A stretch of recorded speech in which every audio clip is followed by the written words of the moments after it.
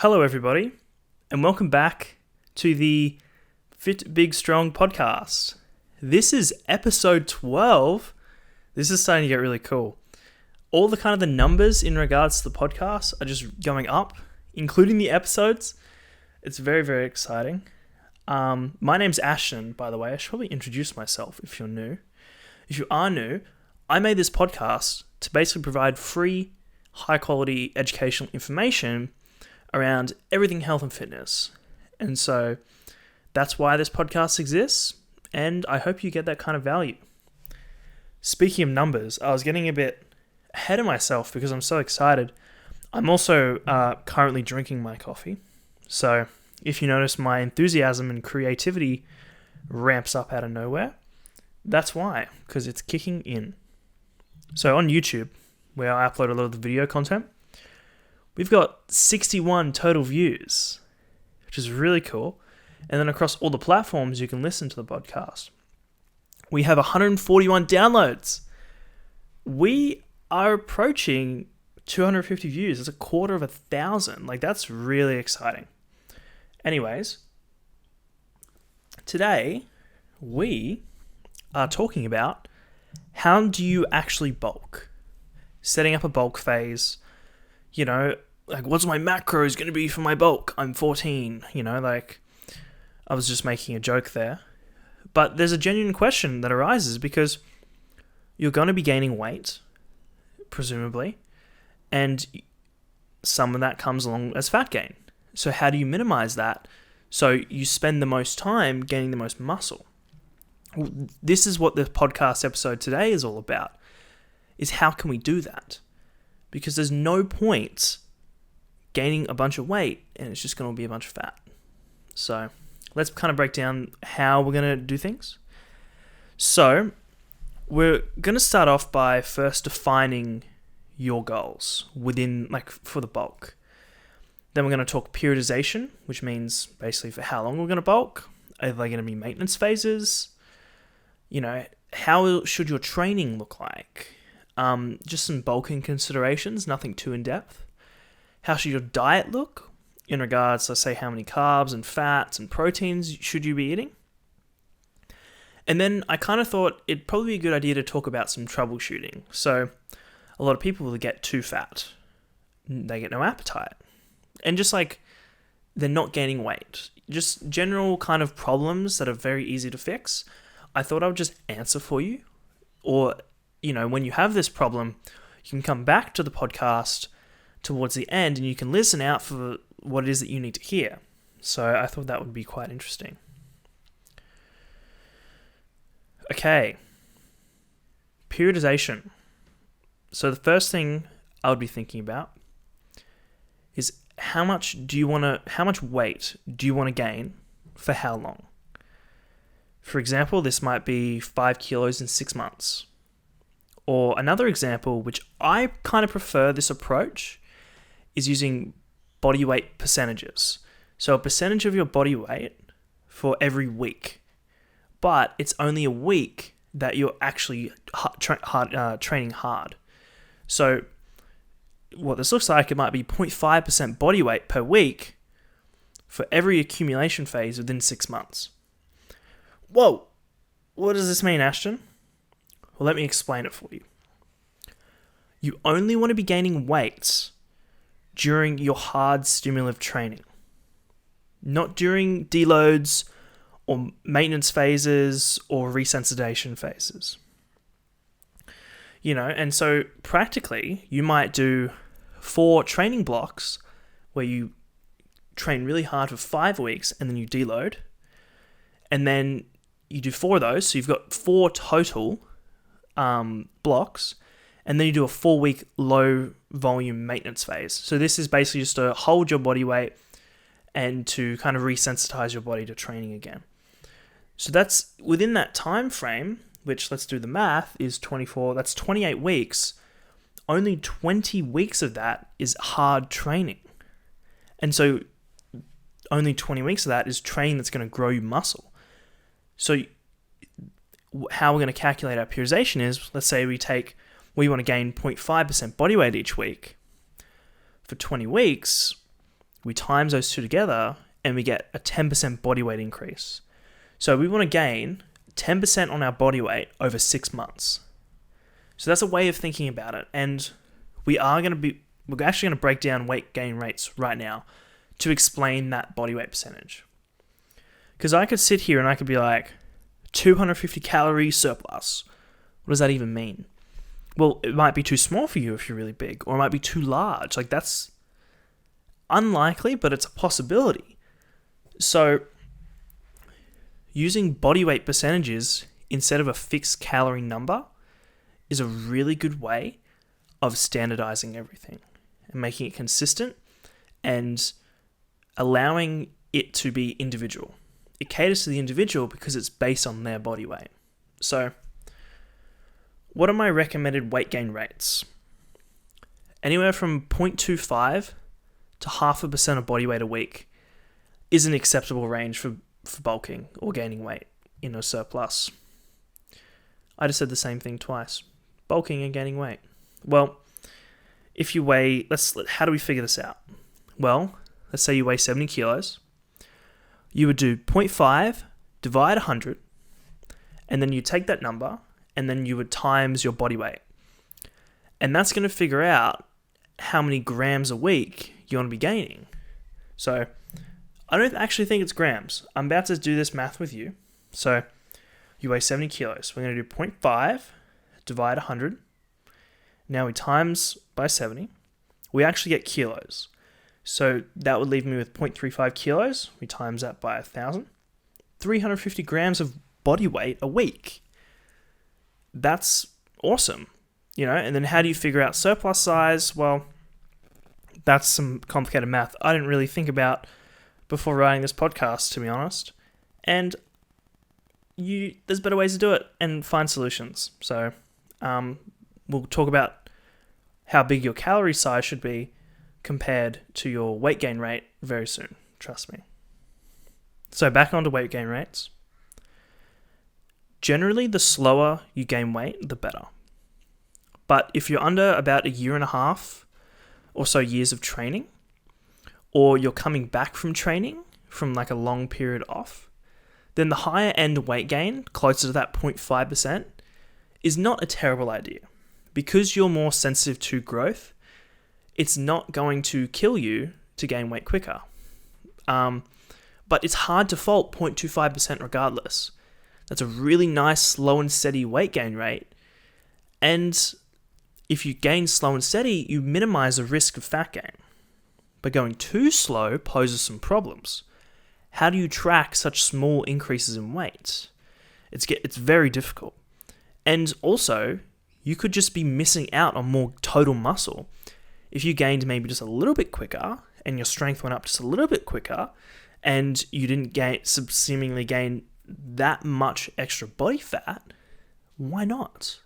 And so people often get really shy, but as long as you're within this range, and we're going to troubleshoot gaining fat too quickly, but as long as you're within that range and your diet and training is on point, you're probably going to be gaining a good amount of muscle.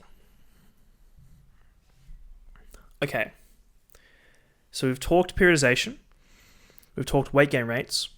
Now, what is it that you're actually going to do to set up your bulk? Well, you're going to figure out your weight gain rate. You're going to figure out how many weeks you're going to be training for, and then when you're going to maintain, because that's important. And then just do it. I recommend, though, bulking no longer than 6 months without a maintenance phase. Because as you gain weight, it's this thing called the set point theory. The body doesn't want to change. When you gain weight, you're moving away from homeostasis or your normal to a new normal. And it isn't your normal yet, despite you being there. So maintaining that weight for a while allows the body to catch up and re-establish normal. So that way you can hold an extra 10 kilos and your body's like, this is our normal. And also, the longer you bulk, the worse your appetite's going to get. And so maintaining for like 4 to 6 weeks, let's say, or even 2 to 6 weeks, bigger range, you might actually make it easier to bulk and get better results because you're not so stressed about eating, you're not eating crap food to get the food down. It can actually improve your results or make those same results easier and not impact your quality of life so much. So those are some things to think about. But keeping that in mind, beginners can just gain for like a whole year straight a lot of the times because they're so sensitive to training. And this is their first time bulking and eating right and sleeping right and training right, that it's called newbie gains for a reason. And they're a bit of a different kettle of fish. But if you're a beginner, you might just want to push the bulk for an entire year because why not? Okay, so training. What should your training look like? This is just some general recommendations. Well, progressive overload is very important. If you're not getting stronger for reps and in total, or you're not adding sets, or you're not doing some form of progression to make it harder, I can't guarantee that you're gaining muscle. Because the bigger the muscle, the stronger it is. And so it's a really strong proxy for muscle growth. If you, for example, barbell squat, right, with good form, 100 kilos for 10 reps. And then 3 months later, you're squatting 125 for 10 reps. Same form. You've got bigger quads. You've got bigger glutes. You've got a stronger core. You've got all those benefits. But if you maybe increase by 5 reps over 3 months at 100 kilos, your progress is so slow, given the amount of weight you're wanting to gain, you probably just gained a bunch of fat. And so, how do we diagnose something like this? Are you doing enough sets? Are you actually allowing yourself to challenge adding weight? If you're just hoping for the best until you feel good, sometimes you've just got to bite the bullet and grunt up and add some weight. So really think about that. Or maybe there's some other aspects which aren't preventing you from progressing. If you are having issues like that, there's a million ways to diagnose a problem. And so I can't tell you the answer over a podcast. But you can sure as hell message me on Instagram. You can either message the FitBigStrong Instagram page itself through @FitBigStrong, or you can just message my personal, which is ashton.riddell, which links to everything anyway. But message me and I can just see if anything pops up, I'll be like, oh yeah, I'll shoot you a message and I'll let you know what's up. So there you go. Aren't I such a nice person? Wow. You're looking really cute today, by the way. Okay. So if you're a strength trainer, you're training for strength and not pure bodybuilding, you should lower the size of your surplus because higher training volumes stimulate more muscle growth. And strength training requires slightly lower volumes. And so you're not exposed to as much stimulus for muscle growth. You're exposed to some, which is why you can still bulk in a surplus, but you're more ideally trying to gain strength.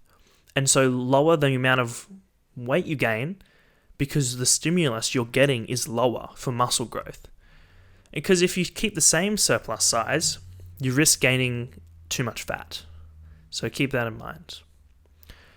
But often the case, because you're bulking, you can handle higher intensities anyway. Let's say in the 5 to 10 rep range.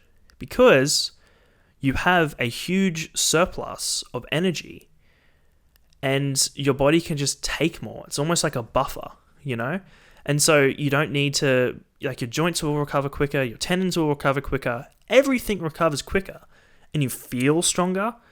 And there's no reason why you can't bias some of your training towards heavier training.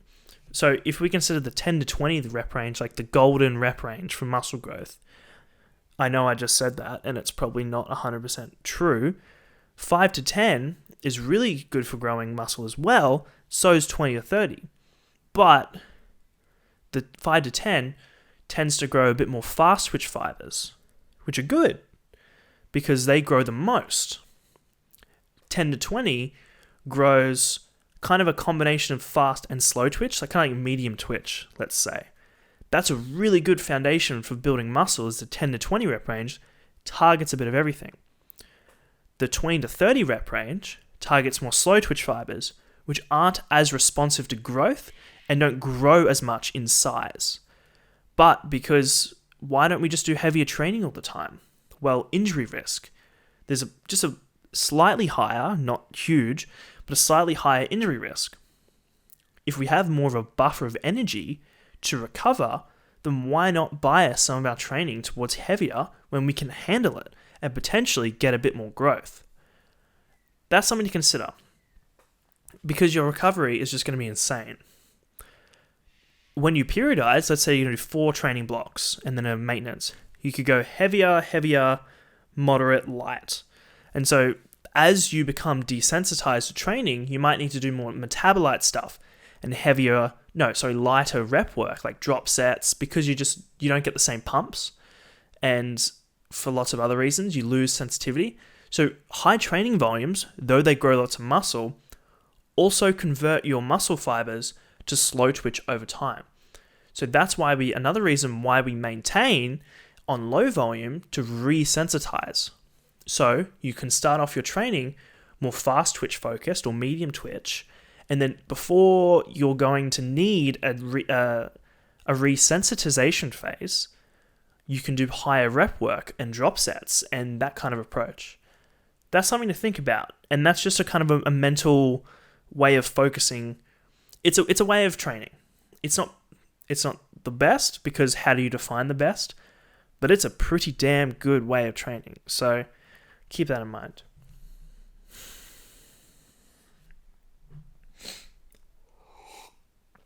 By the way, I was about to talk about diet, and now I want to talk about the best coffee ever. Ice Long Blacks. I kind of made that sound like I was doing a sponsorship.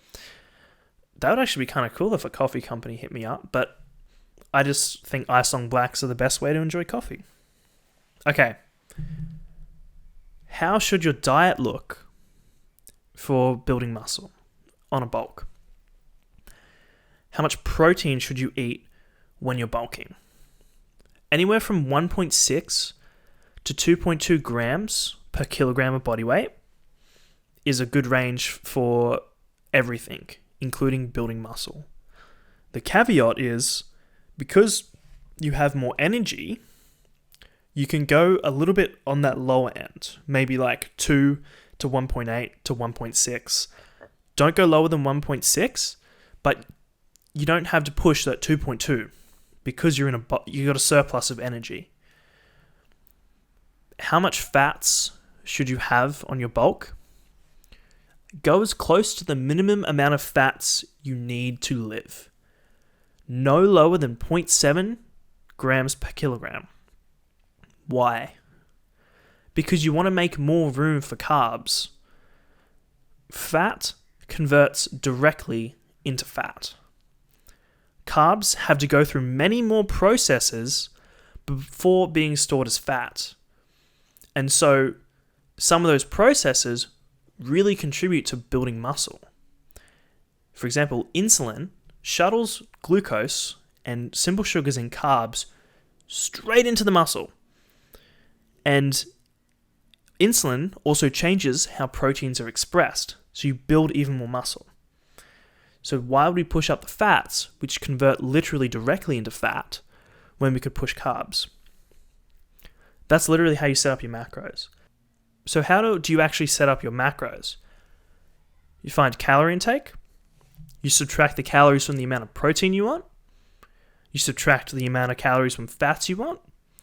The leftover calories is what you're going to use for carbs. So you take those calories, divide them by 4. That's how many grams of carbs you're going to eat. And so use those guidelines, those numbers of what to do in regards to your macros and your diet that I said before to figure out your macros. Okay, so meal timing. how do you structure your meals when you're trying to gain muscle in a surplus? You want most of your carbs around your workout window. That's the pre and post workout meals. Or if you train in the morning, breakfast, like it's just a way of categorizing those meals. Like pre-workout meal is just the meal before you work out, regardless of what time it is. And that's the same with post-workout. You probably want to have about 2/3 of your carbs. That's just a general rough idea. Because performance, when you have more blood glucose, your central nervous system is more adapted, or it's more prepared to send signals and contract and fuel performance. And after you train, you want to replenish glycogen, which is those muscle stores of carbs. Because full glycogen does this thing called glycogen-mediated muscle protein synthesis. So if your glycogen is full, it's going to enhance the effects of building muscle. So you want to keep most of your fats away from your workout window because fats slow down digestion. You just want to avoid it because you want the replenishment to be as quickly as possible and you want the blood glucose to be lifted as quickly as possible. How should you structure your protein intake when you're trying to build muscle on a bulk? Have all your protein evenly distributed through all your meals. There's no advantages to having extra protein after your workout or before, or even before bed. If it's even, you have even amino acids in your bloodstream. That's what we want. Even if we had a big spike, we somehow have to eat more protein later to fill that spike when the spike goes down. But that big spike isn't going to make a huge difference because, okay, let's think of an analogy. Oh, here's one. So you work on a farm and you use the water from the river to water your plants. If it's a constant steady stream, you always have water for your plants, which always require water. Is it going to be better for the plants to have a huge gush of water down the river and then there be a little bit left? No, because the plants require consistency. They require consistent water at certain times because that's how plants work, just like your body. If you give yourself a huge spike of amino acids, great, the plants aren't benefiting anymore, but you also now have a huge valley or dip of no amino acids because you didn't replenish or eat enough protein later. So you actually can be counterintuitive because you think there's going to be a benefit, but there isn't. Keep that in mind. How many meals a day should you be eating? Anywhere from 4 to 6. Anything less, 3, you miss some time because let's say it's 6 hours, 6 hours, 6 hours. There's some small windows where the amino acids aren't fully level. 4, they are. Anything higher than like 6 isn't even necessary and might be counterintuitive because you might not eat enough leucine, which is a type of amino acid, in that meal. And leucine is like an on switch for muscle protein synthesis or growing muscle. So if you don't eat enough leucine in your meals, you just won't turn on the switch. And that's what leucine is. You need a certain amount and then it turns on the switch. It's not a gradient, it's on or off. And so if you don't get enough in your meal, you just won't have any of the effects that you want. Okay, let's do some troubleshooting. So you've gained too much weight or too much body fat on, let's just say, not even weight, we're trying to gain weight. Let's say you gain too much body fat on your bulk. What do you do? Well, if it's been 5 to 6 months and you're a little bit fluffy, that's normal. But here's what you can do. You either do a mini cut or you do a cut and then you maintain your weight. So what's a mini cut? I'm going to do like a whole video on that. But really what it is a really sharp, quick deficit with low training volumes, and then you go straight back into bulking. So it's like you keep bulking, and you do a quick mini cut, and then you keep bulking. It's designed to extend a bulk. Or you just do a cut, and then you maintain, and then you can decide whatever to do. But if you're getting above 20% body fat in less than 4 to 5 months, you're gaining weight too quickly. That includes 1 month or 3.5 months. 4.5 months, if you're getting above 20% body fat, you're probably gaining weight too quickly. So what do? You do a cut, and then you lower your surplus size, and then you re-begin. Simple as that.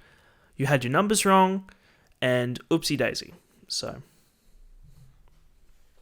okay. You're not gaining weight on this bulk. What do? Well, look at your consistency. Are you actually eating the prescribed amount of calories you said you were going to eat? Maybe or maybe not. Most people gain weight slowly, but actually think that their weight gain is stalled. Remember, you want it to be slowly. I know people who have gained 500 grams a week, half a kilo a week, and said, I'm just not gaining weight, man. It's just, it's so hard to get these calories in. They're on 5,000 calories consistently, gaining 2 kilos a month. That's ridiculous. And so they thought they were getting too slow. Just keep that in mind. Okay. If you're plus or minus 0.5% within your weight gain goal, then you're on track. If you're supposed to be gaining 350 grams of weight a week, but you're only gaining 300 grams, bro, that's fine. Get over it. It's a small difference. Don't even worry. I actually don't think most scales are accurate to 50 grams or even 100. So, if you actually stall in weight gain for 2 weeks straight, add 250 calories, then see what happens. You stay consistent, you see what happens. If you start gaining weight, perfect. If you don't, add a bit. But maybe just wait a whole week until you add the extra calories. And that's all you do. That's how you fix the problem. But you got to be consistent. And you got to understand, are you just going slow? Because if you're going slow, you're on track. Okay, so you've got no appetite on your bulk. I'll be honest with you, I'm kind of there at the moment. It's not very fun. And it will probably happen to you if it hasn't happened already. Well, what's your fiber and protein intake? Too much fiber will keep you very full. And so will too much protein. If you're above 2.2 grams per kilogram of protein, then consider lowering it because you're not getting extra benefits, but you are increasing how full you get. So what's the point? Lower the protein. Consider liquid substitutes, for example, juices or shakes. You can almost blend anything and then just drink it. There's no reason why you can't. And juice, all that is just the essence of the fruit. It's basically fruit without the fiber. It still has all the vitamins and all the calories. So consider it. It's what I do to get calories down. Maybe you might need to add some fats. There's only so much dry chicken breast and rice you can eat without fat. You might have to consider taking some of your carbs down, even though it's more anabolic, for fats, just so you can get the food in. Might just be what you have to do.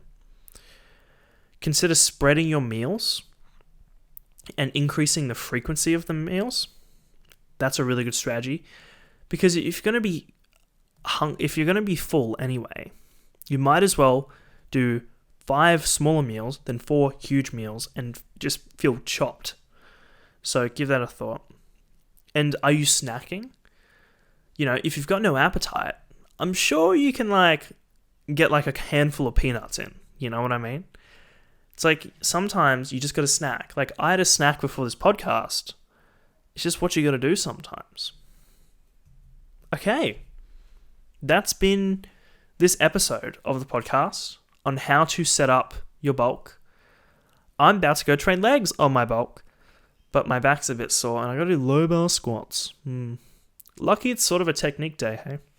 You probably don't care because you've got a million friends. I don't have any friends to go hang out with, so I'm going to go train legs, finish my coffee, and hope for the best. I hope the best for you. Anyways, goodbye. I'll see you for episode 13.